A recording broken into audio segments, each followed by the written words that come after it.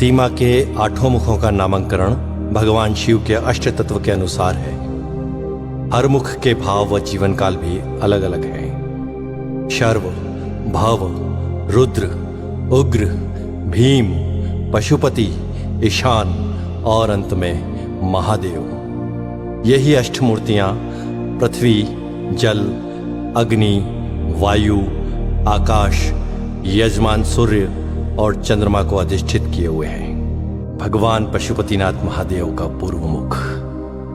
पूर्व मुख जीवन की बाल्यावस्था का प्रतीक है। घुंघराले बाल, मोर पंख धारण किए, नाग नागिन का जोड़ा, कुंडल के रूप में भुजंगमाला पहने शिव एक बालक के समान लगते हैं, एक दिव्य बालक के समान।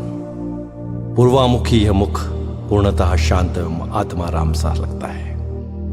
ऐसा प्रतीत होता है मानो भगवान शिव योगेश्वर के रूप में ब्रह्मा में लीन होकर समाधि अवस्था में संपूर्ण विश्व को स्वयं में देख रहे हो। शांत मुद्रा में ध्यानस्थ भगवान शिव के सिर पर जटाओं की ग्रंथि मालाएं हैं। गले की माला में जहां पुष्प है वहीं 2 सर्पों की माला भी इस कलात्मक ढंग से सुशोभित है।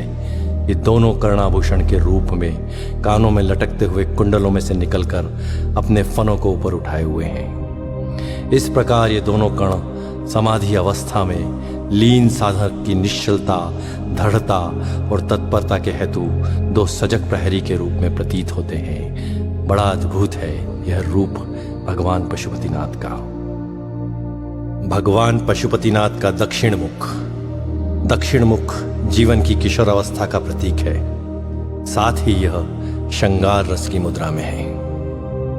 दक्षिण मुख सर्वाधिक सुंदर एवं अति रमणीय है। इस मुखमंडल का श्रृंगार जिस कलात्मक श्रेणी से किया गया है उससे ऐसा प्रतीत होता है कि श्रृंगार रस के समस्त तत्व सजीव एवं साकार हो उठे हों। अनुपम केश कलाकृति से युक्त मुकुट के मध्य में सुहाना नाग शिशु है जो कलंगी तुर्रा जैसा है एवं एक और चंद्र रेखा।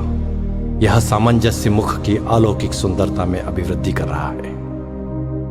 गले में लघु सर्पद्वय की माला एवं रुद्राक्ष की माला है। कानों में कमनी कुंडल हैं, नेत्रों में रस भरी मादकता है तथा मुख मुद्रा में मंद मंद मुस्कान है।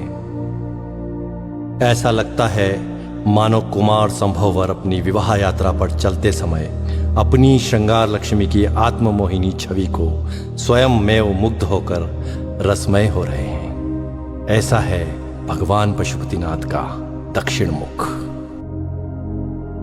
भगवान पशुपतिनाथ का पश्चिम मुख जीवन की प्रौढ़ावस्था को दर्शित करता है।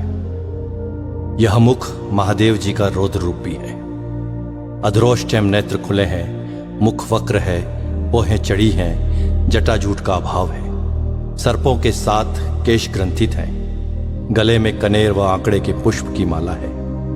तप में बाधा डालने वाले कामदेव पर महादेव को इतना क्रोध है कि उनको यहां देख पाना भी कठिन है।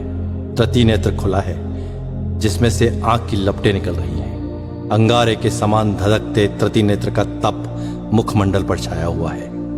द्विसर्प के मध्य ओम अंकित है जो भगवान शिव का शिवत्व सूचक है। रौद्र, भयानक एवं वीर, इन तीनों रसों की व्यंजना इस प्रलयकारी रूप से स्पष्ट है। ऐसा है भगवान रुद्र का यह रौद्र रूप। भगवान पशुपतिनाथ का उत्तर मुख जीवन की वृद्धावस्था का प्रतीक है। साथ ही यह हास्य और आनंद की मुद्रा में भी है। कपोल फूल है, जटाजूट प्रसाधन दर्शनीय है। गले में छोटे व बड़े मणियों की माला है।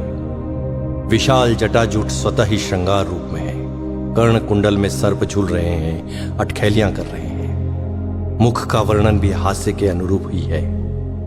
हास्य मुद्रावश तृतीय नेत्र का आकार संकुचित है जो इस शोभा में वृद्धि कर रहा है। यहां उज्ज्वल धारियों ने शिव गंगा की धारा से श्रृंगारित किया हुआ है।